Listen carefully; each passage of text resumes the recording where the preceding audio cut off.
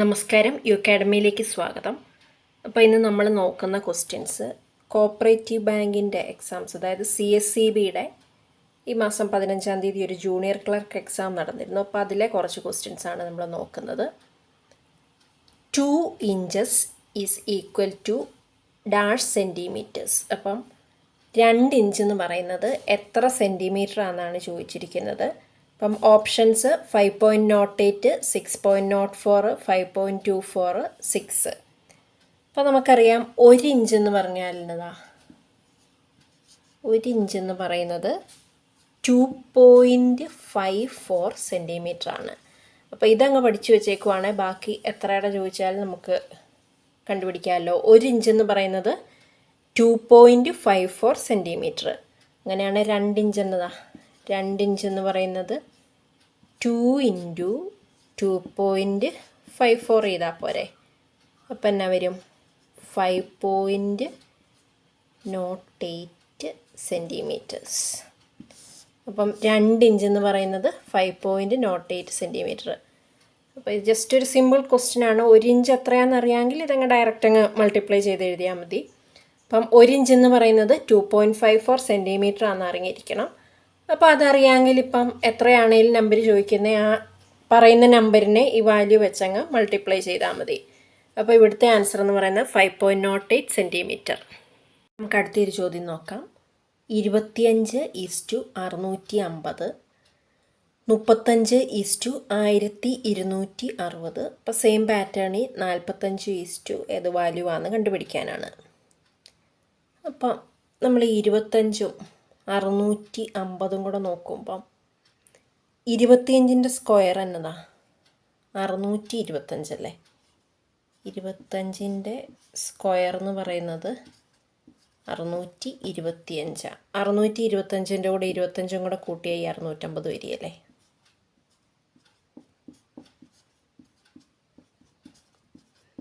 അപ്പം ഈ ക്വസ്റ്റ്യൻ്റെയൊക്കെ കേസിൽ ഈ 25ൻ്റെ സ്ക്വയർ അറിയത്തില്ലെങ്കിൽ പെട്ടെന്ന് ഇതിലേക്ക് നമുക്ക് എത്താൻ പറ്റത്തില്ല.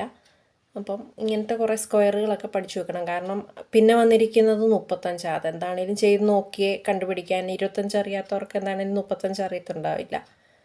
അപ്പം 25ൻ്റെ സ്ക്വയർ ഇതാണെന്ന് ജസ്റ്റ് അറിയാമെങ്കിൽ ഈ സ്ക്വയറിൻ്റെ കൂടെ 25ഉം കൂടെ കൂട്ടുന്നതാണ് 650.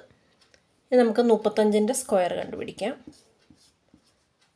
35ൻ്റെ സ്ക്വയർ എത്രയാണ്? 1225.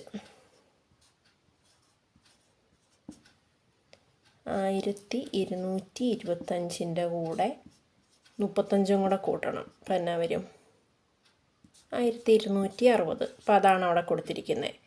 അപ്പോൾ സെയിം പാറ്റേണിൽ നമുക്ക് 45ൻ്റെ സ്ക്വയർ കണ്ടുപിടിക്കുക, അതിൻ്റെ കൂടെ 45 കൂട്ടുക.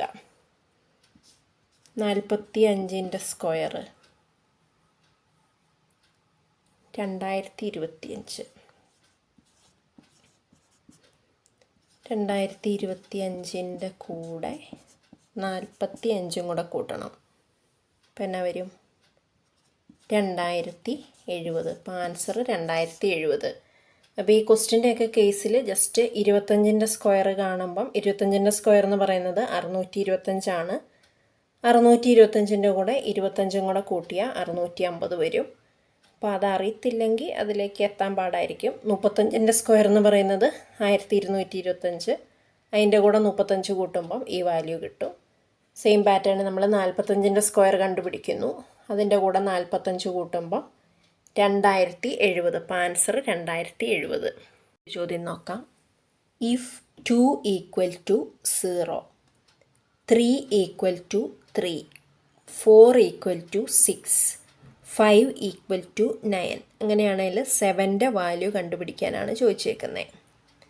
അപ്പം ഇവിടെ പറഞ്ഞേക്കുന്നത് 2ൻ്റെ വാല്യൂ 0 ആണെന്ന് പറഞ്ഞിട്ടുണ്ട്, 3യുടെ വാല്യൂ 3. അപ്പം 2ൻ്റെ വാല്യൂ 0, 3യുടെ വാല്യൂ 3 എന്ന് പറയുമ്പം 3 കൂടിയിട്ടുണ്ട് ഇവിടെ. 4ൻ്റെ വാല്യൂ 6. അപ്പം 3യുടെ വാല്യൂ 3 ആണ്. 3യുടെ കൂടെ ഒരു 3യും കൂടെ കൂട്ടിക്കഴിഞ്ഞാൽ 6 കിട്ടില്ല. അപ്പോൾ ഇവിടെ 3 കൂടിയിട്ടുണ്ട്. അതുപോലെ തന്നെ അടുത്തത് പറഞ്ഞേക്കുന്നത് 5ൻ്റെ വാല്യൂ 9 ആണ്. അങ്ങനെയാണ് ഈ കിട്ടിയ 6ൻ്റെ കൂടെ ഒരു 3യും കൂടെ കൂട്ടിക്കഴിഞ്ഞാൽ 9 വരുമല്ലോ. അപ്പം അടുത്തത് 7 ആണ് കണ്ടുപിടിക്കാൻ പറഞ്ഞേക്കുന്നത്. നമ്മളപ്പോൾ 6ൻ്റെ വാല്യൂവും കൂടെ കണ്ടുപിടിക്കണം. ഇപ്പോൾ 5ൻ്റെ വാല്യൂ 9 ആണ്, 6ൻ്റെ വാല്യൂ എന്നതാ 9 + 3. 9 + 3 എന്ന് പറയുന്നത് 12. അപ്പോൾ 7ൻ്റെ വാല്യൂ എന്നതായിരിക്കും 12 + 3, അതെന്ന് പറയുന്നത് 15. അപ്പോൾ 7ൻ്റെ വാല്യൂ എന്ന് പറയുന്നത് 15.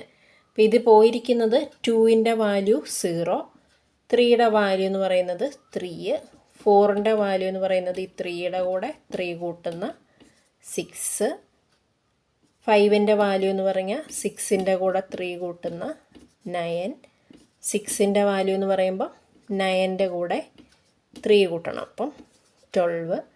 7ൻ്റെ വാല്യൂ എന്ന് പറയുന്നത് 12ൻ്റെ കൂടെ 3 കൂട്ടുമ്പോൾ 15. അപ്പോൾ ഈ ഒരു രീതിയിൽ ജസ്റ്റ് ഒരു സീരീസ് പോലെയാണിത് പോയിരിക്കുന്നത്. 3 കൂട്ടി 3 കൂട്ടിയപ്പം 7ൻ്റെ വാല്യൂ എന്ന് പറയുന്ന ആൻസർ എത്രയാണ്? 15 ആണ് വരുന്നത്. ഈ ചോദ്യം നോക്കാം.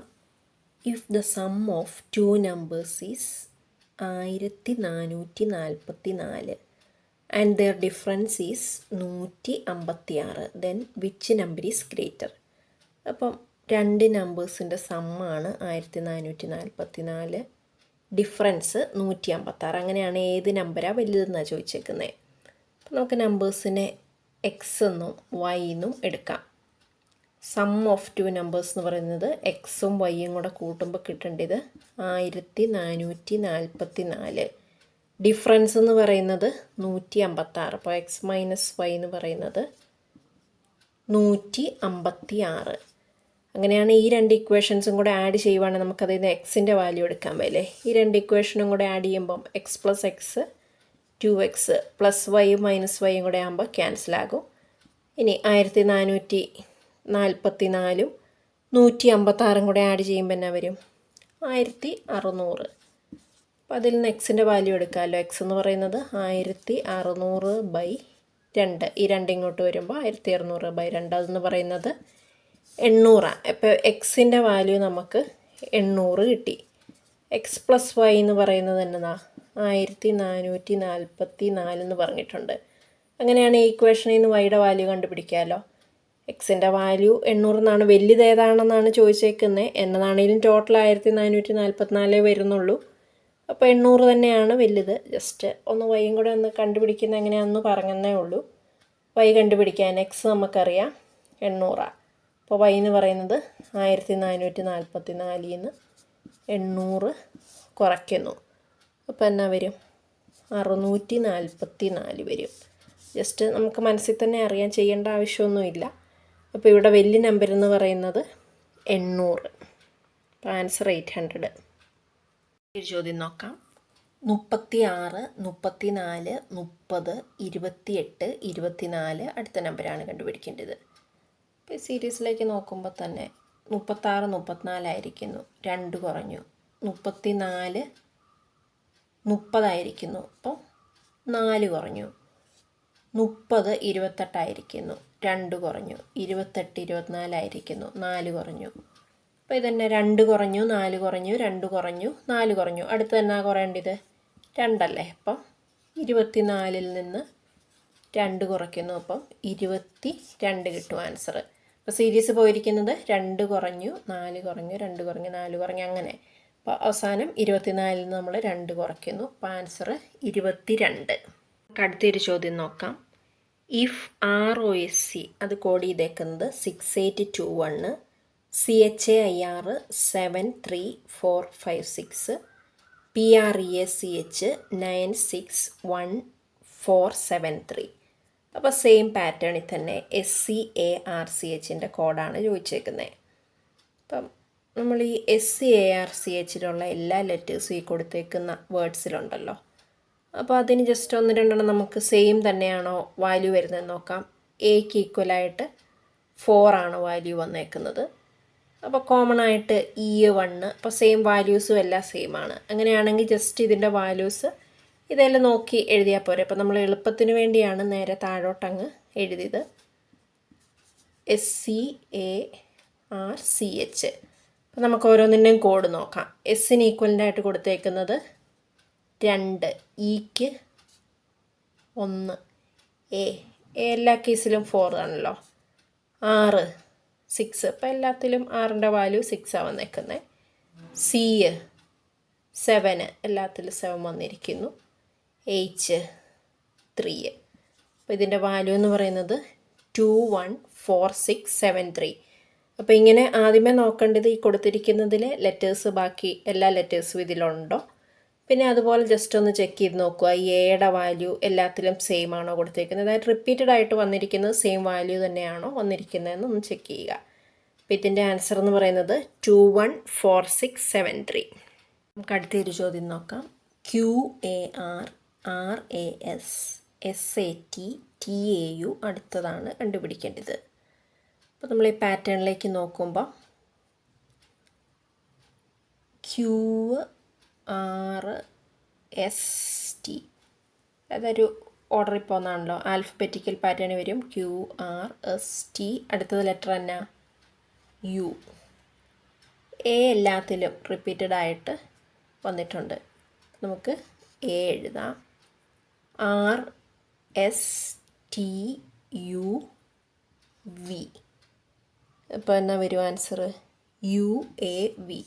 അപ്പോൾ ഇങ്ങനത്തെ ക്വസ്റ്റ്യൻസ് കാണുമ്പം ഈ ലെറ്റേഴ്സ് തമ്മിൽ റിലേഷൻ വരാൻ ചാൻസ് ഉണ്ട്.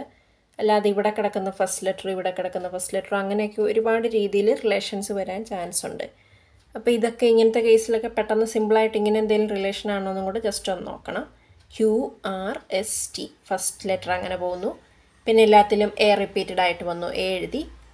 തേർഡ് ലെറ്റർ വരുന്നത് RSTU, അടുത്തത് വരേണ്ടത് V. അപ്പോൾ ആൻസർ എന്ന് പറയുന്നത് UAV.